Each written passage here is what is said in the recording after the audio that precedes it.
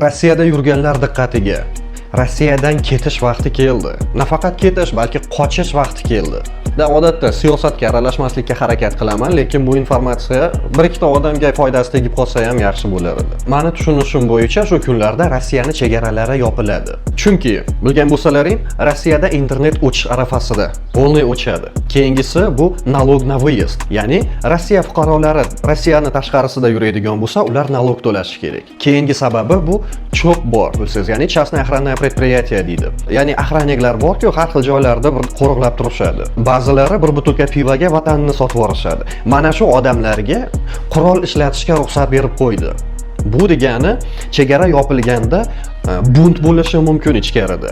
Ya'ni chegara yopilib, ichkarida totalniy mobilizatsiyani boshlab yuborishlari mumkin. Agar Rossiyadagi davlat kuch ishlatishga bo'lgan monopoliyani boshqa kuchlar bilan bo'lishni boshladimi, bu davlatdan qochish kerak. Mana shu holatda katta qo'zg'alon boshlanmasligi uchun oldini olib, mana shu choralarni ko'ryapti, boshlayapti. Bu degani kamida 2-3 oydan keyin chegaralar yopilishi mumkin. Agar jinsiz erkak bo'lsa va Rossiya fuqarosi bo'lsangiz, chiqib keting Rossiyadan imkon qadar.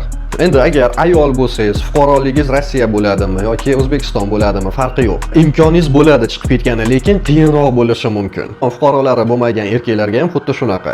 Chiqib ketish imkoningiz bo'ladi, lekin oson bo'lmaydi chiqib ketishingiz. Mana shunaqa holatlar boshlanishi mumkin Rossiyada. Rossiyada yurganlarga jo'natib qo'yamiz.